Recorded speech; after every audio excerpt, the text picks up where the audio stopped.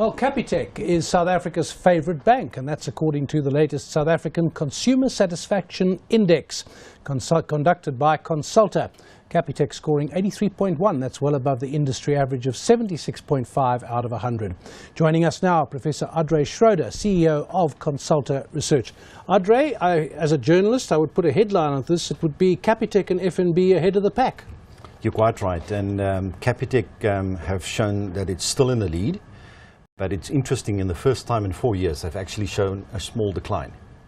Okay. Now, how do you reach these numbers? Well, first of all, the SAcsi is a international licensed product of the American Customer Satisfaction Index that is done in about 29 other countries.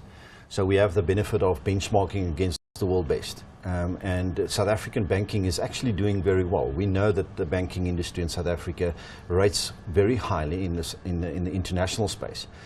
And the customer satisfaction scores actually really echo that.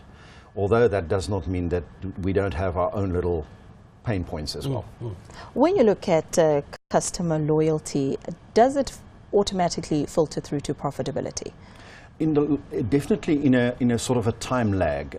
We know that customer satisfaction is high, leads to high loyalty, and high loyalty means that you don't have to acquire that many customers to actually just make up for your growth, which means that it's positive on cash flow, it's definitely positive on growth, and it's definitely positive on retaining customers. So that's the reason why it leads through at least 18 months to 2 years. We actually see that. And last year, Capitec, announced record profits, and they've been leading in the market. So there's definitely a correlation. Well, and much the same with FNB, which of course is part of a bigger stable of financial services companies, but much the same, they have been successful too. Do the banks respond to this? I mean, when this sort of thing comes out and it's authoritative, they must say, right guys, what have we got to do now to fix this? Yeah, very much so. The banks are very serious about it. As a matter of fact, I would say that of all industries that we measure across the consumer market in South Africa, banks are leading when it comes to their customer-centric transformation, which is actually very good if you really think of it. We hear that TCF is going to become treating customers fairly, is coming into play 1st of May. It means that the regulator and the banks are saying, okay, but we're ready for that, because they are looking after customers in that sense. We've also got the American Customer Satisfaction Index, which is similar to the SAcsi. They look at about 14 American banks. Yeah. And how do those compare to South Africa? And that's, I've previously referred to that, is that South Africa actually rates very, very well. In this most recent update, Capitec is actually leading up.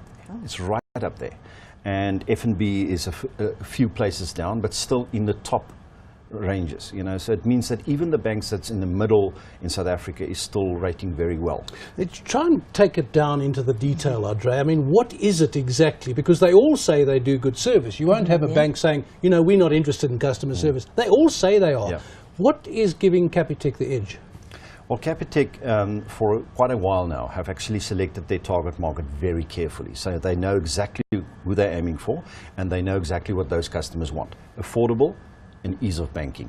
The sort of making it easy to do banking, not difficult. But I think we're starting to see that operations are starting to impact. So queues are starting to become an issue.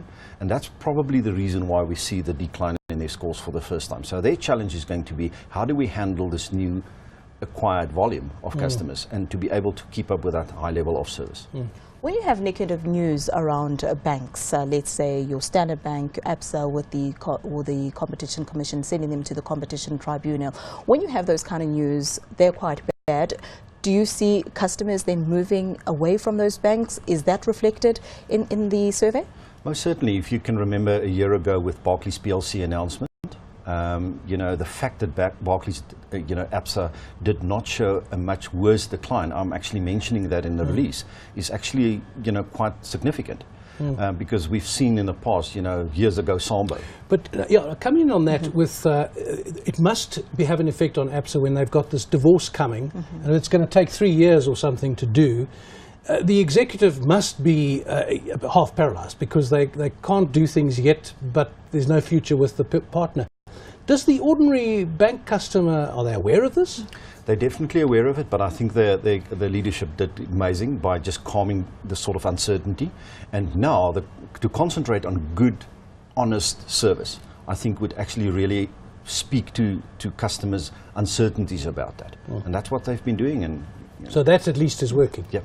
We'll have to leave it there. Thank you so much for joining us. That was Prof. Andre Schrouder. He's the CEO of Consulta Research.